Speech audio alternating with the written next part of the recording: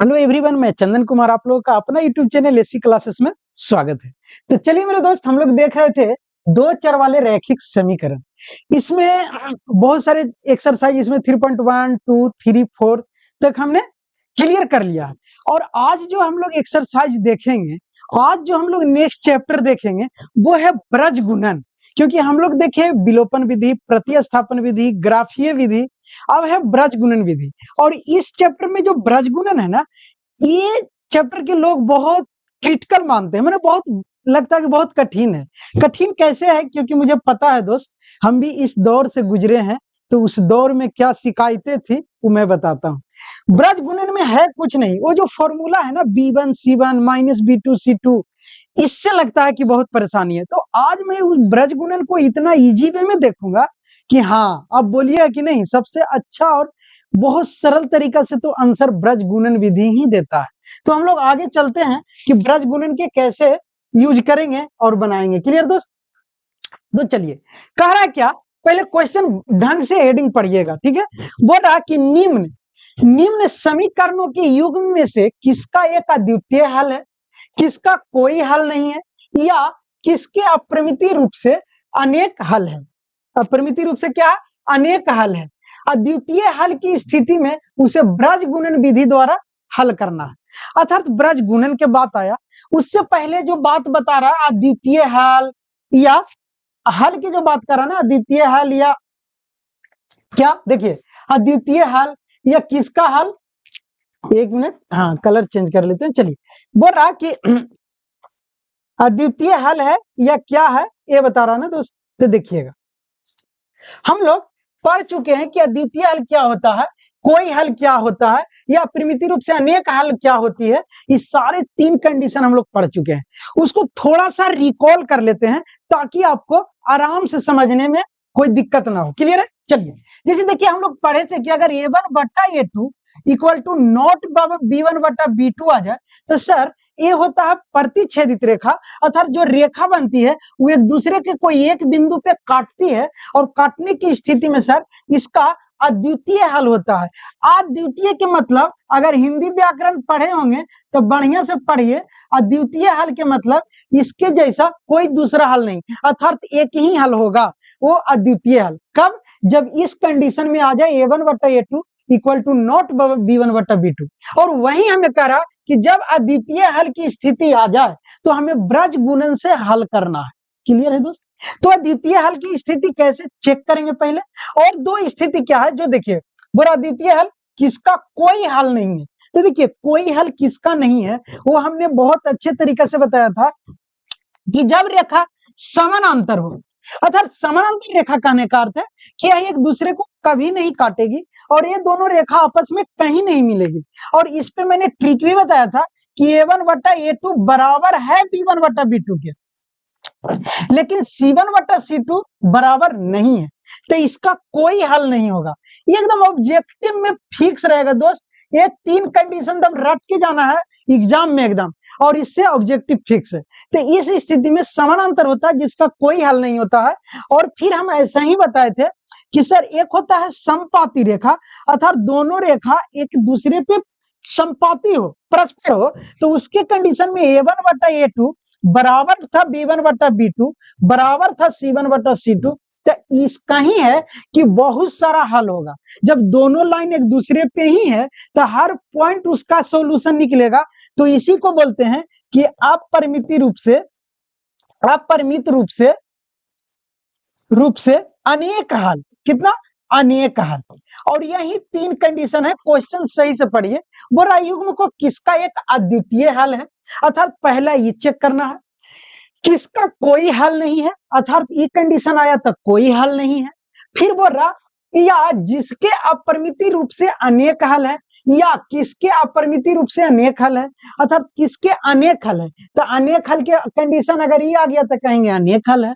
लेकिन बोल रहा कि ये सब खाली चेक करना है, हमें हल किस विधि से करना है, ब्रज गुणन विधि से। और किस कंडीशन में करना है, तो वो है अद्वितीय हल की स्थिति में। अर्थात सिर्फ एक कंडीशन आएगा तब हमको हल करना है ब्रज गुणन से। यहां तक कोई दिक्कत नहीं। अब थोड़ा सा ब्रज गुणन पे चर्चा करते हैं, आखिर ब्रज गुणन है क्या। क्लियर है? तो देखिए ब्रज गुणन के बात आता है ना दोस्त, तो हम लोग पढ़ चुके हैं ब्रज गुणन। देखिए बहुत अच्छा से ब्रज गुणन के बात अगर आता है तो ब्रज गुणन विधि है क्या? हम लोग प्रतिस्थापन, विलोपन पढ़ लिए, ग्राफीय पढ़े, ब्रज गुणन है क्या? कुछ नहीं है दोस्त। हम लोग दो समीकरण में बात करते हैं, अर्थात एक मान लिए समीकरण a2x है, a2x प्लस b2, या तो ऐसे हम मान लेते हैं सीधा कि कोई एगो x1 plus bx2 plus c बराबर 0 है। क्लियर है? या हम यहाँ पे लिख ले कि यहाँ पे कोई अगर समीकरण है ax2 प्लस b, x2 नहीं y2, एक मिनट रुकिए, ऐसे नहीं समझिए, पूरा इजी वे में पहले समझाते। देखिए अगर समीकरण रहता था 2x प्लस 3y प्लस 6 बराबर 0, या यहाँ पे रहे 3x प्लस 2y प्लस 5 बराबर 0, दो को समीकरण होता था। हम लोग कहते क्या थे, क्या कहते थे है पता नहीं, कि x के जो गुणांक होता है वो a होता है और y का जो गुणांक होता है वो b होता है, हम लोग पढ़ते हैं। अर्थात अगर इसी को समीकरण के रूप में लिखे तब क्या लिख सकते हैं, a1x plus b1y plus c1 बराबर 0। अगर इस समीकरण के रूप में ऐसा हो तब, अगर इसको समीकरण के रूप में लिखे, देखिए इसीलिए हम दोनों एग्जाम्पल के साथ चलते ताकि दिक्कत ना हो। अगर इसको में चले तब क्या लिखेंगे, तो लिखेंगे a2x plus b2y plus c2 बराबर 0। क्लियर? ये समीकरण इसको अगर फर्स्ट माने, इसको सेकंड माने, और ये दोनों का एग्जाम्पल है, इसका एग्जाम्पल है, इसका एग्जाम्पल। ठीक है, अब देखिए ब्रज गुणन क्या कहता है, विलोपन प्रतिस्थापन हमने बहुत इजी वे में पढ़ा कि प्रतिस्थापन में x का मान निकाल के और दूसरे समीकरण में रखते हैं, वहां से y का मान आता है, और y का मान जो निकलता है वो कोई समीकरण 1 या 2 में रख के हम लोग x के y के मान निकलता है तो x के मान निकाल लेते। क्लियर है दोस्त? प्रतिस्थापन देखे, विलोपन क्या किए थे कि दोनों के x को इक्वल करके काट देते हैं, y के फॉर्मेट छोड़ के y का मान निकाल लेते हैं, या y को इक्वल करके एक y को काट के x के फॉर्मेट में मान निकालते हैं।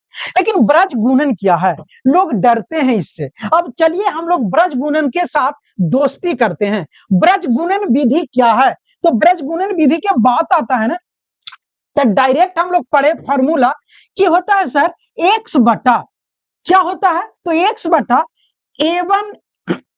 a1 नहीं होगा क्योंकि x है, तो x के a1 हटा देंगे तो हो जाएगा bc माइनस bc, अर्थात bc b1 होता है, यहाँ c2 होता है, यहाँ b2 होता है और c1 होता है। ऐसा ही सर y के फॉर्मेट में, y है तो y के b हट जाएगा तो बचेगा ca माइनस ca, यहाँ पे होता है 12 और यहाँ पे होता है 21, अर्थात c2 और a1। क्लियर? और सही सर कांस्टेंट में वो 1 बटा और कांस्टेंट c होता है तो c को हटा देंगे तो हमारा बचेगा क्या, तो a b बचेगा, अर्थात a b minus a b, और यहाँ 12 और यहाँ 21। अर्थात कहने का अर्थ हम ये बता रहे हैं कि ब्रज गुणन ये आता कहां से है और ये कैसे याद रखेंगे। जैसे ब्रज गुणन की यही होता है कि x बराबर b1 c2 minus b2 c1 बराबर y बराबर c1 a2 minus c2 a1 बराबर 1 बटा a1 b2 minus b2 a2 b1। Clear है दोस्त? अब देखिए सर इतना माइंड नहीं काम कर रहा, कैसे याद रखेंगे? क्लियर है दोस्त? तो देखिए कहे कुछ नहीं, करना क्या है वो पहले देखिए, तब इजी वे में ट्रिक बताते हैं ब्रज गुणन में करना क्या है।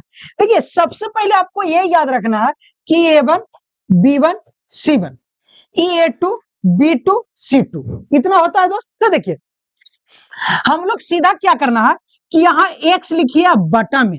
अब देखिए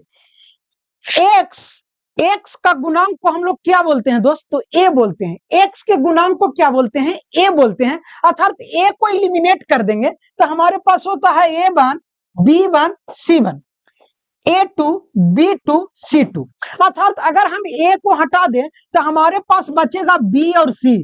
क्या बचेगा, b और c।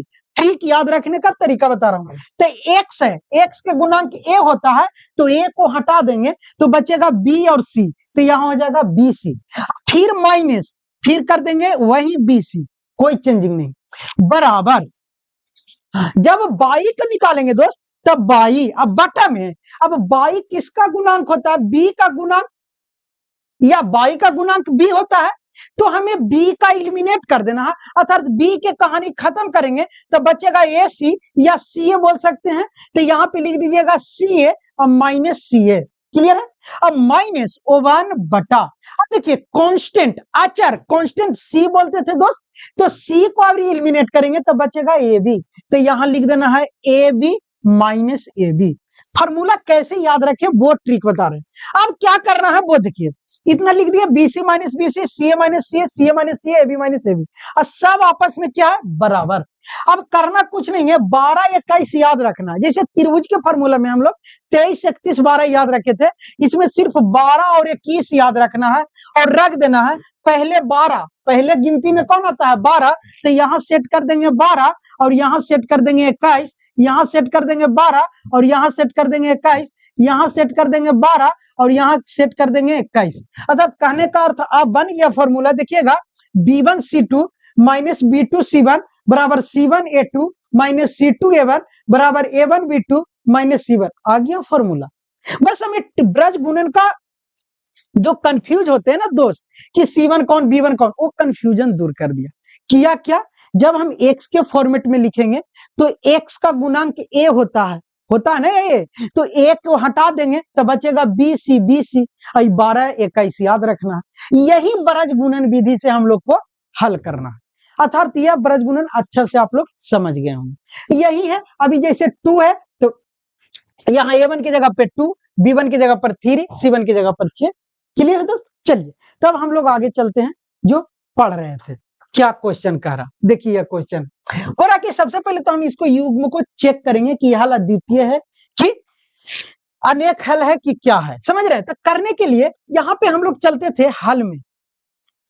हल में बहुत सुंदर रूप से हल लिखते हैं और हल लिखने में हम लोग इसको समीकरण 1 और इसको समीकरण 2 मानते हैं।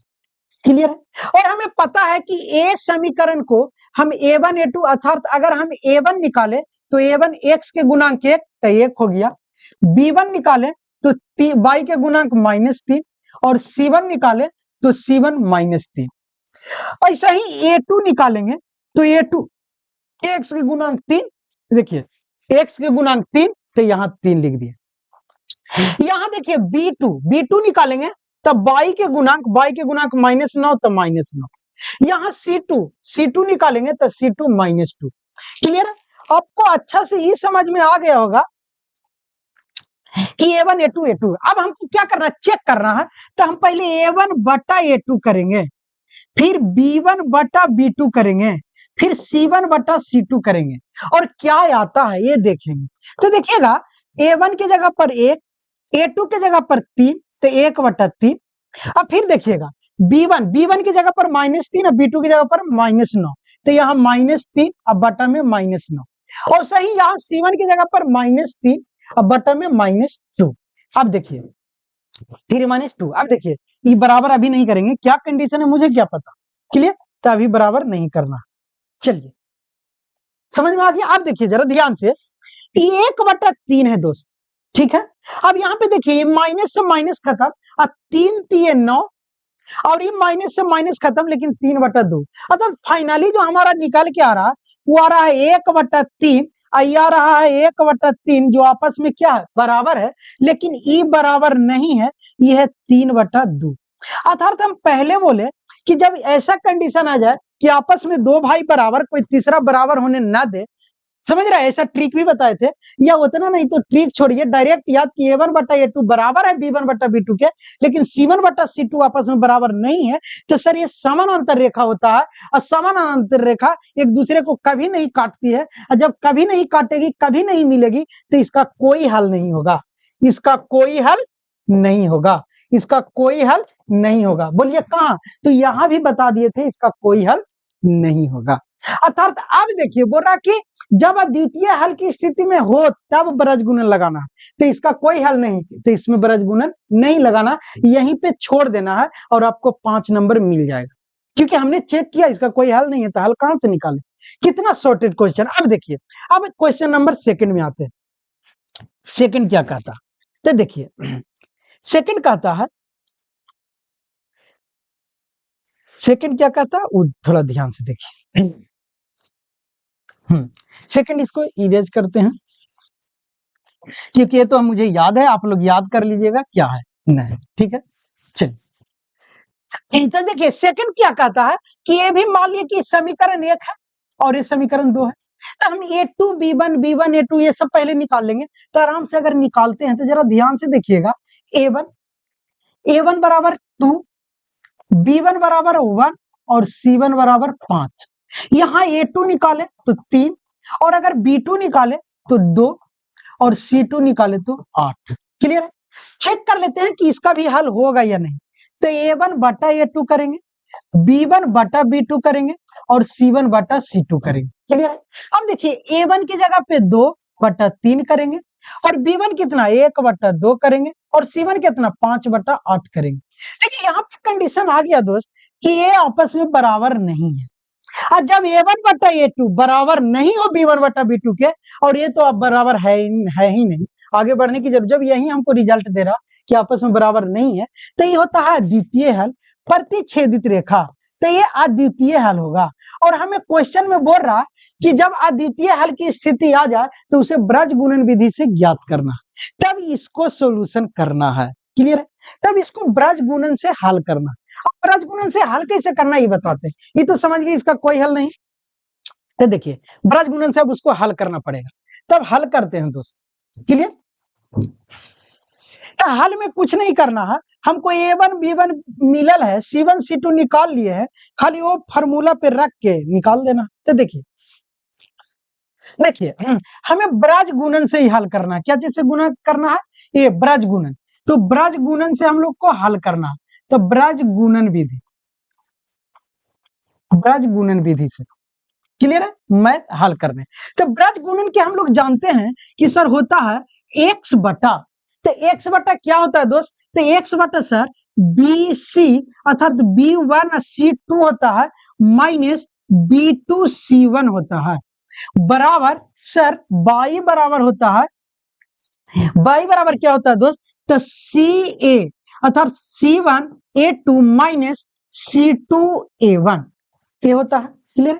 बराबर सर O1 बटा C नहीं अर्थात A1 B2 minus A2 B1। Clear है?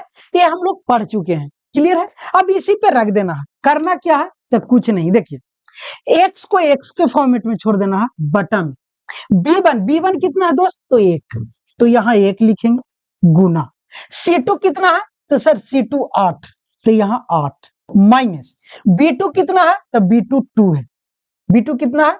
तो B2 2 है, गुना C1 कितना है? तब 5 है, तब 5। क्लियर है?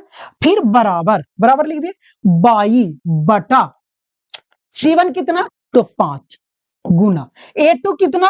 3 माइनस C2 कितना? 8 गुना A1 कितना? तो A1 2 बराबर। अब देखिए O1 बटा A1 कितना? तो 2, A1 और B1 कितना? 2, B2 कितना? 2, तो गुना 2। क्लियर है? माइनस A2 कितना? तो सर A2, तो A2 क्या है? तो 3 गुना B1 कितना? तो 1। क्लियर है? यहां तक कोई दिक्कत? कोई दिक्कत। अब जरा ध्यान से देखिएगा, इसमें यही मिस्टेक होता है ना कि मान थोड़ा ढंग से अस्थिर से रखना। क्लियर है? अब देखिए ये 8 में 8 1 से गुना करेंगे 8 अर्थात x बटा 8 माइनस 10 हो जाएगा, बराबर y बटा 15 माइनस 8 दूना 16, 8 दूना 16 बराबर 1 बटा 2 दूना 4 माइनस 3। अब जरा ध्यान से देखिएगा, x बटा 8 में से 10 जाएगा -2 बराबर y बटा 15 में से 16 गया -1 बराबर 4 में से 3 गया 1 बटा 1।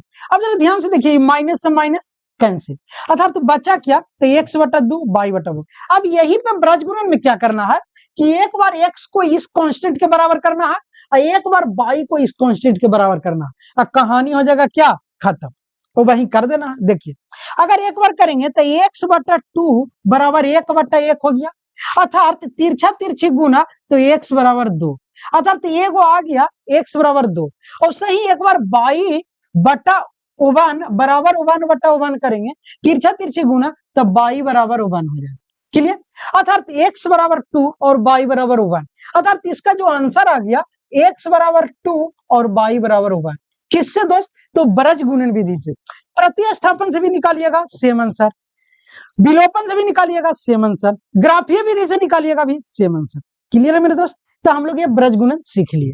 अब ऐसा ही नेक्स्ट चलना और नेक्स्ट बनाना। नेक्स्ट क्या आप लोग लिख लीजिए। क्लियर। चलिए, तो ये ब्रज गुणन पर है। अब देखते हैं क्वेश्चन नंबर, हाँ देखिए कह रहा है कि निम्न रैखिक समीकरण, वही वाला दूसरा तीसरा और चौथा बच्चा एक दो देख लिए, तो इसको भी चेक करना। तो देखिए ये भी समीकरण मानेंगे कि एक है और इस समीकरण दो है। क्लियर।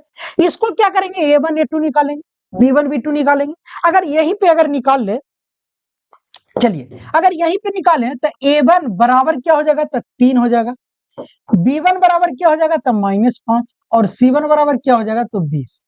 और सही a2 बराबर क्या होगा, तो a2 बराबर 6, अब b2 बराबर क्या, तो -10, और c2 बराबर क्या होगा, तो c2 बराबर हो जाएगा 40। क्लियर है दोस्तों? अब जरा ध्यान से देखिएगा, हम पहले चेक करते हैं द्वितीय हल है या नहीं। तो a1 बटा a2 करेंगे, b1 बटा b2 करेंगे, और c1 बटा c2 करेंगे। जब a1 बटा a2 करते हैं तो 3 बटा 6 आता है, b1 बटा b2 करते हैं तो -5 बटा -10 आता है, और जब c1 बटा c2 करते हैं तो 20 बटा 40 आता है। ध्यान से देखिएगा, माइनस माइनस खत्म, 5 दूना 10 2 आया, 3 दूना 6 2 आया, 20 दूना 40 2 आया।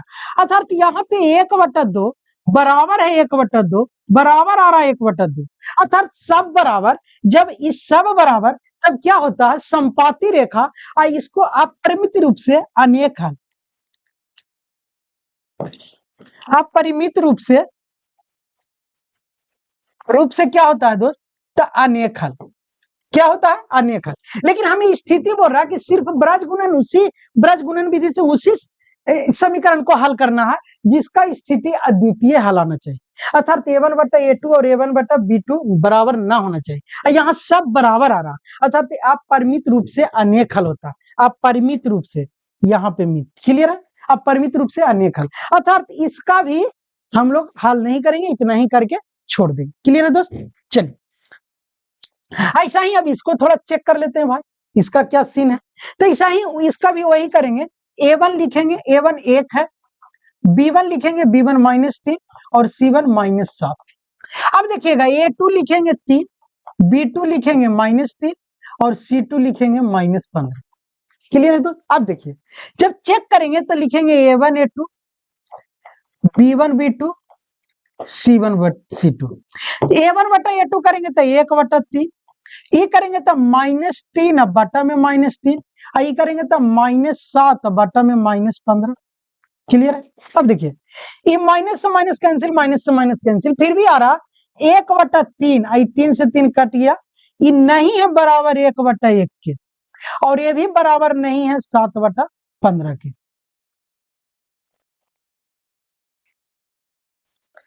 ये भी नहीं है बराबर 7 बटा 15 के। क्लियर?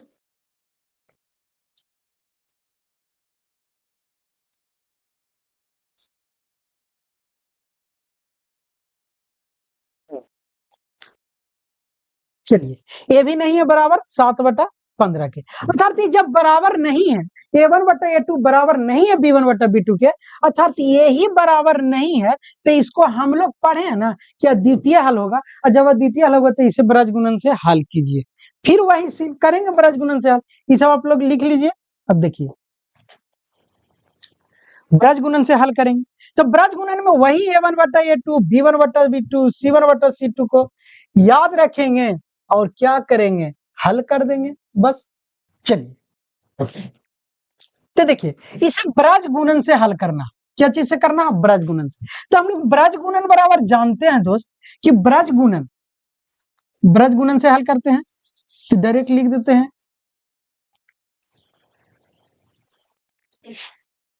यही। क्लियर है? चलिए देखिए, तब ब्रज गुणन से जब हल करेंगे, इसको हल कर रहे हैं सेकंड नंबर, ठीक है, तब हम लोग जानते हैं कि x बटा होता है सर, क्या होता है, तो x है तो a का गुणांक नहीं, अर्थात b1 c2 minus b2 c1 बराबर बाई बटा होता है सी ए अर्थात C1A2 माइनस C2A1 बराबर 1 बटा A1B2 माइनस A2B1। क्लियर है?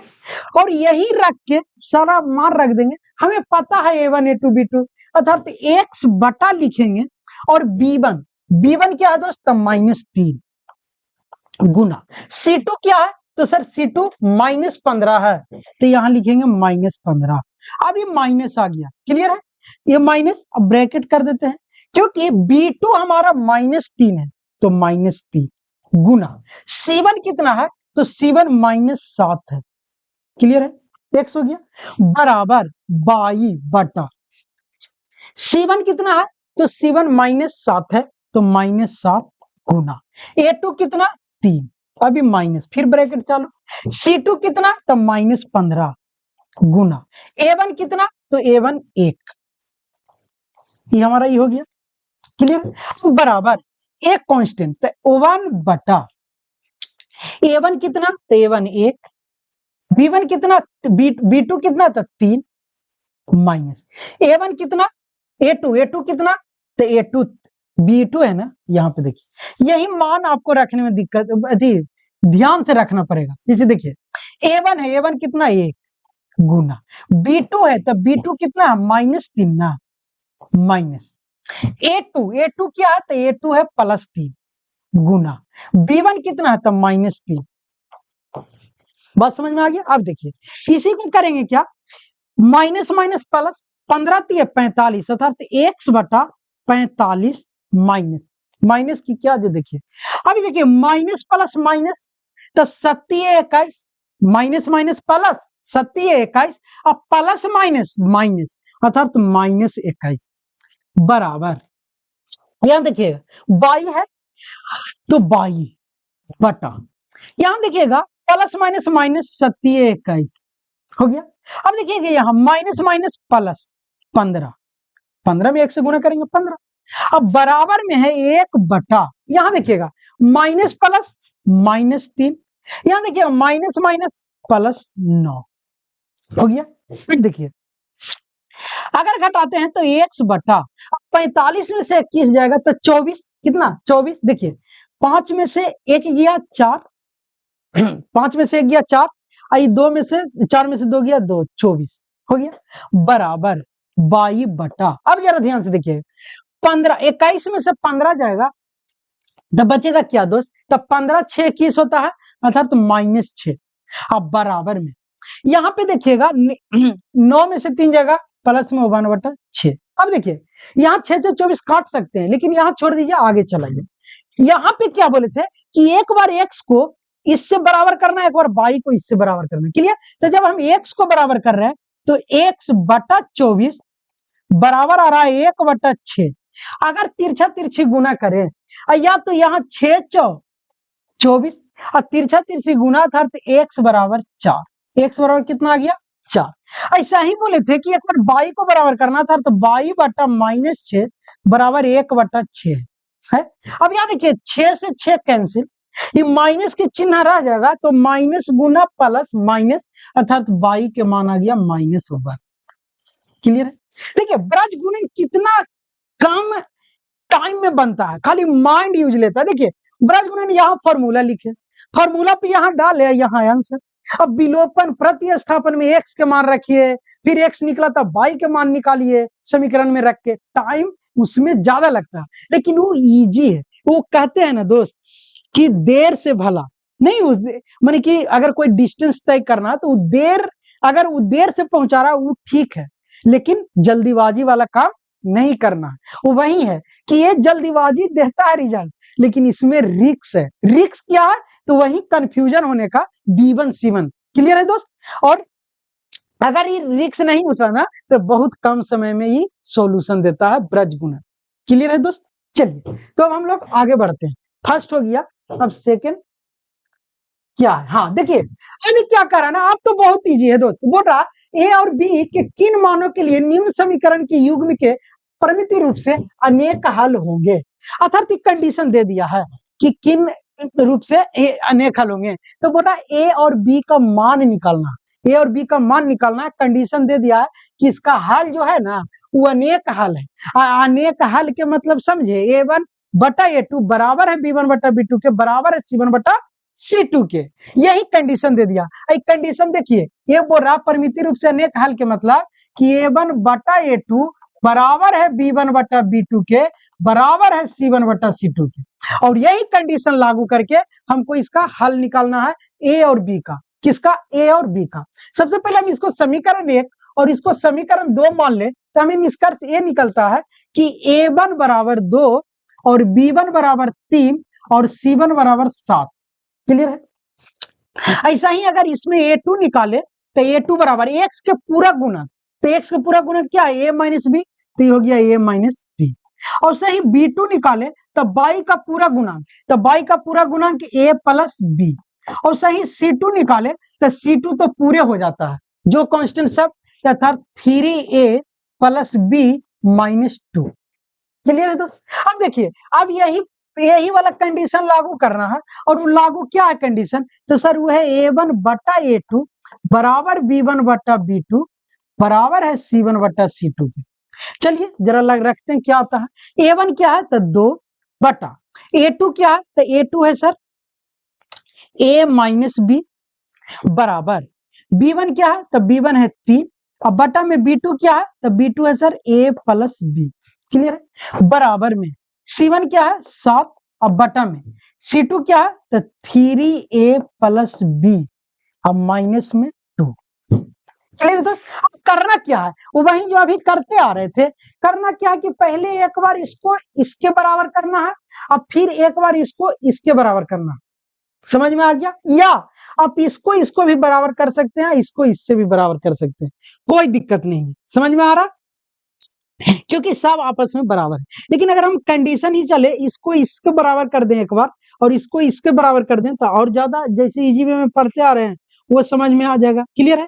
और नहीं तो इसका इसका भी आपस में बराबर कर सकते हैं। चलिए, तो हम लोग क्या करते हैं कि पहले इसको इससे बराबर करते हैं तो क्या आता है। तो देखिए, जब करेंगे तो ये हो जाएगा 2 बटा a माइनस बी, अब बराबर 7 बटा 3a प्लस बी माइनस 2 हो गया। तो जब तिरछा तिरछी गुना करेंगे तो 2 में सब में गुना, अर्थात 3 दूने 6 प्लस 2b माइनस 4 बराबर में 7a माइनस 7b। सब a और b को, a को एक साइड, कांस्टेंट को एक साइड। तब क्या हो जाएगा? ये 6 से है तो 6 से, ये 7 इधर आएगा माइनस 7 है, प्लस 2b आइए इधर आ जाएगा प्लस 7b बराबर में माइनस 4 इधर आएगा तो प्लस में 4। क्लियर है? अब देखिए यहाँ पे क्या हो जाएगा, ये घटेगा तो माइनस ए और ये हो जाएगा प्लस 9b, जुड़ जाएगा ना 7 2 बराबर में 4। ये हमारा समीकरण 1 निकल गया। क्लियर है दोस्त? अब बस यही कंडीशन अब इसके साथ ए बराबर करते हैं। क्लियर है? चलिए ये हटाइए। चलिए अब एक बार क्या करते हैं कि इसको बराबर करते हैं 3 बटा a प्लस बी को बराबर कर रहे हैं 7 बटा 3a प्लस बी माइनस 2 को। क्लियर है दोस्त? अब देखिए तिरछा तिरछी गुना करेंगे तो 3 3 9a प्लस 3b माइनस 6 बराबर, इसको गुना करेंगे 7a प्लस 7b हो गया। अब a को एक साइड तो 9a minus 7a plus 3b minus 7b बराबर में माइनस 6 उधर जाएगा प्लस 6। अब क्या हो जाएगा कि ये घट के हो जाएगा 2a और ये घटेगा तो हो जाएगा माइनस 4b और बराबर में हो जाएगा 6। अब ये दो सम में कॉमन, अर्थात ये हो जाएगा a माइनस 2b बराबर में 3, समीकरण सेकेंड। क्लियर? देखिए समीकरण फर्स्ट और समीकरण सेकेंड आ गया। हम लोग पढ़े हैं तो अभी ब्रज गुणन पढ़ रहे हैं, आपको इच्छा है तो कोई विधि से बना दीजिए, उससे आप कंडीशन नहीं लगाया कि ब्रज गुणन ही बनाना। तो हमको तो सबसे अच्छा, सबसे जो कहता है ना कि अनुभव और बहुत इजी वे में सॉल्यूशन देने वाला हम लोग का विलोपन विधि है। तो यहां चलेंगे समीकरण 1 तथा 2 से, समीकरण 1 और 2 से चलेंगे। तो हमारा 1 में क्या है? तो सर 1 में है माइनस a प्लस 9b बराबर में 4 और 2 में है a माइनस 2b बराबर में 3। क्या करेंगे तो जरा ध्यान से देखिएगा, ये माइनस ही प्लस कहानी हो गया खत्म, और ये 9 में से 2 भी माइनस है तो ये घटेगा तो हो जाएगा 7b बराबर में ये 4 3 7। अर्थात अगर b का मान निकालेंगे तो 7/7 कट के हो गया 1, अर्थात हमारा b का मान आ गया 1। और यही ना पूछ रहा था कि a और b का क्या मान होगा, तो b का मान तो 1 आ गया, और a का मान क्या होगा, तो a का मान कोई समीकरण में रख दीजिए ना। तो अगर हम यहाँ a के मान समीकरण 1 में रख दें, b के मान समीकरण 1 में रख देते हैं, क्लियर। तो जब 1 में रखेंगे तो 1 हमारा समीकरण क्या है, माइनस a है प्लस 9b है अब बराबर में 4 है। Minus a plus 9 Guna b के मान 1, तो 9 गुना 1 बराबर में 4। अब माइनस a इधर रह देते हैं तो ये 4 9 उधर जाएगा -9, अर्थात माइनस a बराबर 9 में से 4 गया -5, अर्थात a माइनस से माइनस खत्म, अर्थात a का मान आ गया 5। और यही ना मान कर रहा था, a का मान 5 b का मान 1, और यही मान हमें निकालने के लिए बोल रहा था। तो आ गया a का मान 5 आ गया और b का मान 1 आ गया, क्लियर। अर्थात a का मान 5 और b का मान 1। और यही क्या, तो देखिए ये क्वेश्चन बनाने में हमको ये सारा जब द्विघात समीकरण अब जिस दिन से पढ़ना स्टार्ट कीजिएगा, अगर समझ में ना आए तो पीछे और वीडियो डाला हुआ है यूट्यूब पे, वो आप देख लीजिए, क्लियर। जिस दिन से द्विघात समीकरण पढ़ना स्टार्ट कीजिएगा, 3 टर्म को माइंड में याद रखना, क्लियर है दोस्त। क्या चीज, तो पहला टर्म वही a1/a2, कौन प्रतिच्छेदित है, कौन अद्वितीय है, कौन समानांतर है, कौन समपाती है, समझ में आ गया। और यही तीनों टर्म के सारा इस चैप्टर में खेला है, इससे ज्यादा कुछ है नहीं, तो ज्यादा अथी लेके नहीं चलना है हेडक। और बात है कि एग्जाम अब जब नजदीक आया तो वही 3 को दिमाग में याद रखना, याद ना हो तो लिख के 2 बार 3 बार पढ़िए, याद हो जाएगा, क्लियर है। चलिए अब हम लोग नेक्स्ट चलते हैं। चलिए नेक्स्ट क्या कह रहा, तो नेक्स्ट जरा आप लोग ध्यान से पढ़िएगा। बोल रहा कि के किस मान के लिए निम्न समीकरण, के किस मान के लिए निम्न समीकरणों के युग्म का कोई हल नहीं है। अब देखिए ये भी बोल दिया कि इसका कोई हल नहीं है। अब जरा हमको ये बताइए कि जब कोई हल नहीं है, इसका अर्थ हो गया कि वो समानांतर रेखा होगा, और समानांतर रेखा की कंडीशन है कि a1/a2 बराबर तो होता है b1/b2 के, लेकिन c1/c2 के बराबर नहीं होता। और यही कंडीशन लागू करके इसको बना लेना। तो हमको पहले क्या करना है कि a1 निकालना, तो a1 क्या है, हल में चलना है, और a1 क्या है 3, b1 क्या है 1, और c1 क्या है 1। और सही a2 निकालेंगे, a2 क्या है तो 2k माइनस 1, बोले नहीं x के टोटल गुणक a, और b2 तो y के टोटल गुणक अर्थात k माइनस 1, और c2 तो टोटल अर्थात 2k प्लस 1 हो गया। अब बोला कोई हल नहीं है, तो हम एक कंडीशन लागू कर लेते हैं।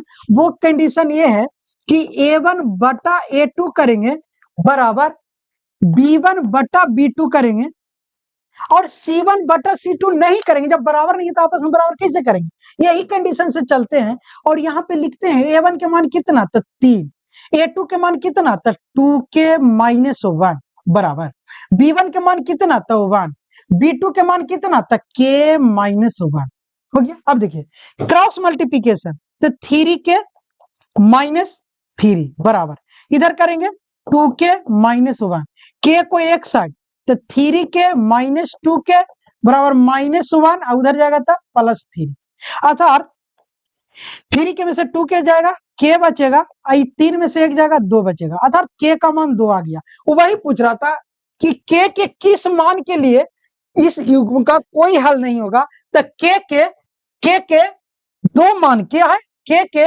2 मान कितना, k बराबर अगर 2 रख देते हैं इस समीकरण में, और इसको पर जब चेक करेंगे तो इसका कोई हल नहीं होगा, ऐसे भी आंसर भी चेक कर सकते। क्लियर है दोस्त। चलिए तो हम लोग नेक्स्ट चलते हैं। अब देखिए पूरा निम्न समीकरण की युग्म को प्रतिस्थापन एवं ब्रज गुणन विधि से हल ज्ञात कीजिए, और इस विधि में आपको कौन सा सबसे अधिक उपयुक्त मानते हैं। तो देखिए ब्रज गुणन हम पढ़ते आ ही रहे, अब एक बार थोड़ा सा आप लोगों को प्रतिस्थापन विधि के थोड़ा दुनिया में लेके चलते हैं, अच्छा रहेगा क्या। क्योंकि हम लोग ब्रज गुणन बार बार पढ़ते आ रहे हैं, बोला दोनों विधि आप हल कर सकते हैं, दोनों में जो आपको अच्छा लग रहा उससे बनाइए। तो ब्रज गुणन अभी ताजा ताजा पढ़ रहे हैं, एक बार प्रतिस्थापन से हल करके आपको याद दिला देते हैं। तो हम लोग पढ़े हैं, क्या पढ़े ये हैं कि हम लोग समीकरण प्रतिस्थापन विधि